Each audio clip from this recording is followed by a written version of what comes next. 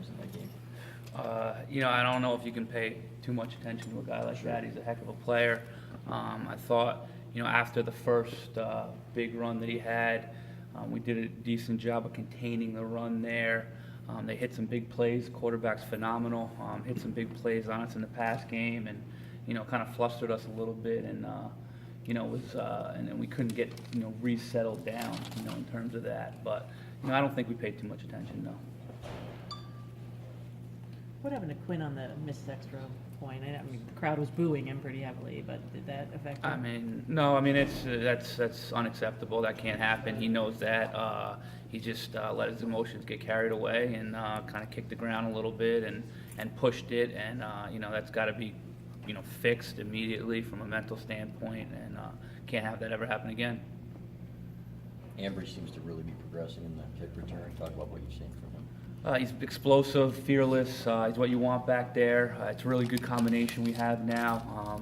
We got Ben Mason, Brad Hawkins, Ambry, 3 true freshmen working together, getting to know each other, feeling each other out, because all 3 of those guys could get the ball, and 2 of them have to be a blocker, on every kick, and really, really happy with the way that unit's progression and how those guys are really coming together and feeling each other out and stuff like that. Really happy with that group. How has Brad taken to going from wide receiver to safety to Viper in such a short kind of stretch there? Brad's a great kid, and I've known him for a long time now, but always, in my mind, always saw him as a really, really good, capable safety, even back when he was a sophomore in high school and that. So, kind of kept it in his mind, even though through the recruiting, it was kind of a dual deal where, hey, they want you at receiver, but don't forget about defense. You're a heck of a player. And then his path took him just playing offense in his last 2 years of school. But he always kind of had that defensive mentality, big physical receiver. So when coach approached him about it, he was all for it. And then, he came in as a safety, and, we just saw, a bigger physical kid that's not, afraid of contact and to mix it up, and, asked him if he wanted to start learning the Viper as well as safety. And he was all for it. His eyes lit up, and he was excited about it. So he's taking it too, and that's, I can honestly say he's getting better every single day, more comfortable and better at really in the box type stuff. He's a pretty darn good cover guy, but in the box stuff is where he has to kind of get his feel, and he's getting better every day there. You had several players on the defense, switch around positions. How does that help them, as far as A, versatility, and B, just learning the defense overall? That's important. You get a good breadth of understanding, the defense. If you can have a safety mentality and then move down and be that Viper spot, you can always move back, and you get, you understand the coverage as a whole and the way it all fits together. So I think it's great to have them move around as long as they can handle it. There's obviously a real, big thought process as coaches to that. We're not going to move a kid if we don't feel like he can handle it and make him take steps backwards. So, that's calculated, that's thought out when we're moving a guy. That says a lot about them able to, understand different schemes and move positions. But I think it's good when you can do it. We know Brad Robbins has the big leg. Is consistency just going to come with experience? I hope so. We're not looking to use that as an excuse. The inexperience. He's got a great leg. He's in a different system, in a different scheme than he's ever been in. We're asking him to do a lot. We put a lot on our specialists. Especially the punters with the directional punting that we do. We want to make it, as much pro style as possible. That's what we feel like gives us an advantage. So he's got a lot on his plate, and, we're hoping that he just continues to improve, which he has, and he is. And but he's another one. We got to see more out of him. It's time for him to step up, and he's being pushed every single day. What was Khalid's reaction to seeing that play on film where he makes the great move to get in the end zone in the passing lane and then can't quite hang on to that ball? His reaction was the same thing he had in the game. It was, oh my God. I think that's about the best way you can explain it is, it was close. He almost made the play. And that's that's something that we'd like them to make, obviously, but it's a really difficult play. Did a heck of a job just reacting to it and knocking it down, and it's just game of inches. It's right there, and it rolls off his hand, and instead of getting a touchdown, they got a punt.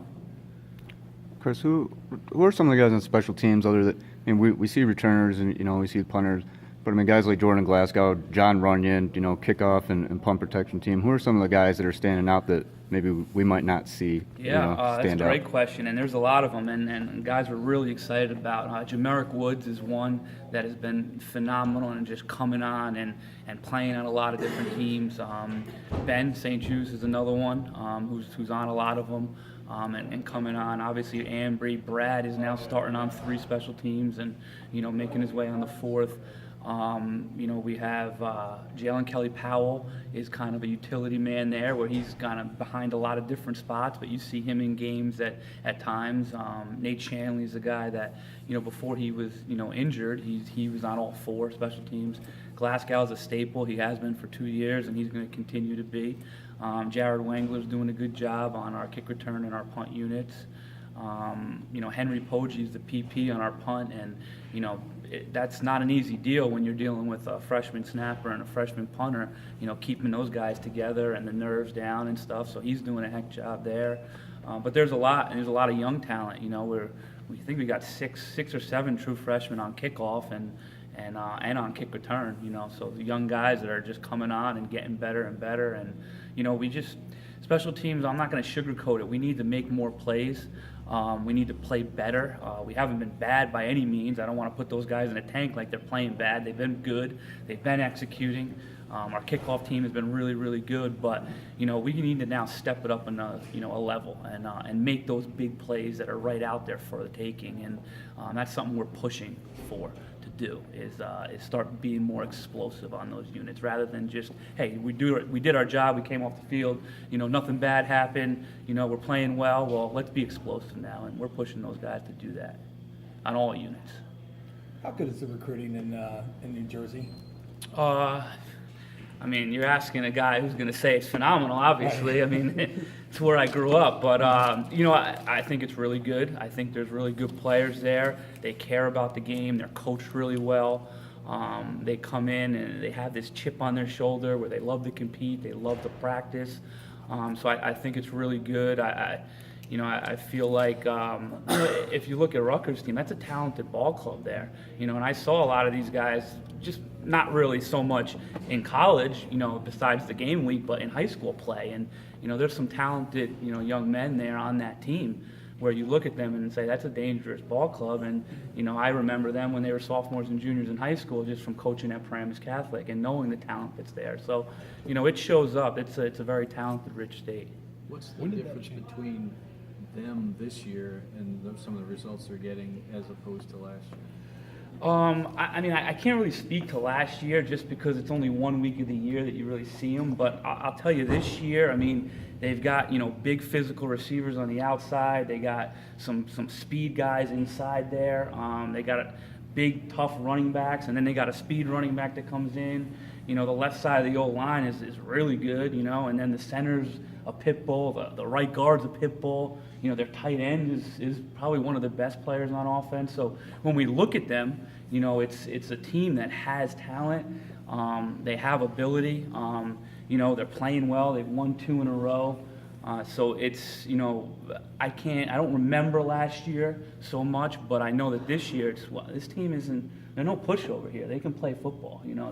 There's some guys that can make plays out there.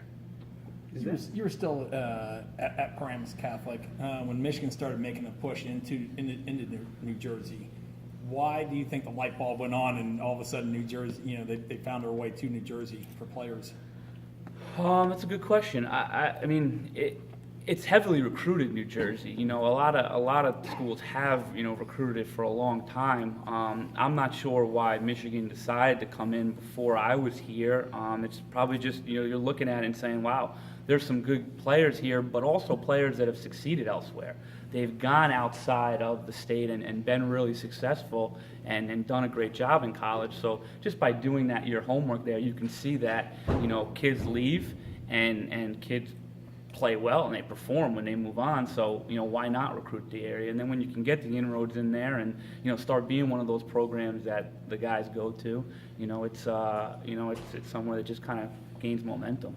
Rashawn last night said that the All-American Bowl, a lot of the down south schools didn't quite give New Jersey athletes that kind of respect. Did you sense that? I mean, when you were coaching there, that you weren't getting you guys that, Texas and Florida to those schools? Yeah, not necessarily. I mean, I think there's been some guys that have gone to Florida. There's been, obviously the young man playing for Alabama right now. It's more they come up for one or two players, whereas, the Northeast and the Penn States and the Ohio States and stuff, they come up for, maybe 5 or 6 players, I think the South schools will spot recruit New Jersey, but that's understandable because, they're down south and, so I just think, geographically that's the reason. Maybe Rashawn wants to think that, to have a chip on his shoulder, and I love it. So we'll keep, letting him think that. Rutgers is running the ball, I think 60%. They're calling 60% of plays. I mean, what kind of stress is that on you, or do you relish that they're pretty one-dimensional coming in? Yeah, I mean, I relish any time you can get linebackers and guys playing downhill and tackling and hitting the football. So yeah, it's a challenge now. We need to make sure we stop the run because their running game is going to open up the pass. So that's first and foremost. We got to make sure we stop their running game and stop the quarterback. He's got some legs. He can run a little bit. I know he's a Michigan guy. So he's going to be all fired up to come and play here. So it's a challenge to stop their running game for sure. Their running backs are pretty good now. They're downhill. They're physical. We need to make sure we tackle and we match their violence and intensity there. Time for one or two more for Chris. Is it a gradual process for a school like Rutgers to kind of keep some more of that talent in state? It's hard for me to answer because I'm not in it.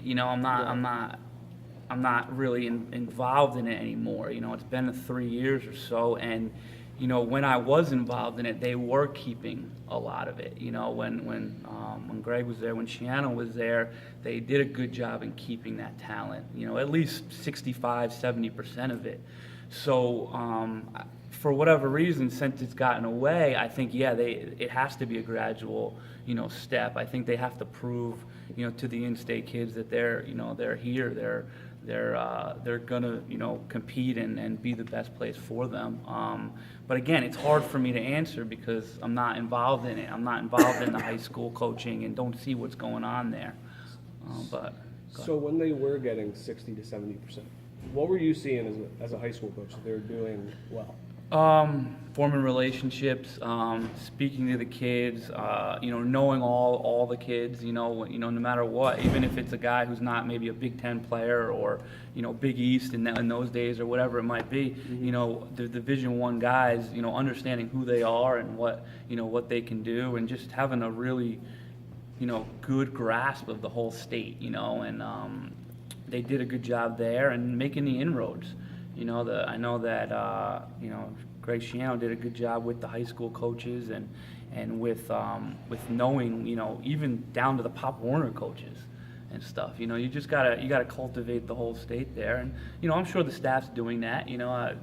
Like I said, I wasn't there at all with the new staff, so I'm sure they're getting talented kids on the team. They have talented kids, so I'm sure they're doing a good job with that now. Thank you. All right, take care.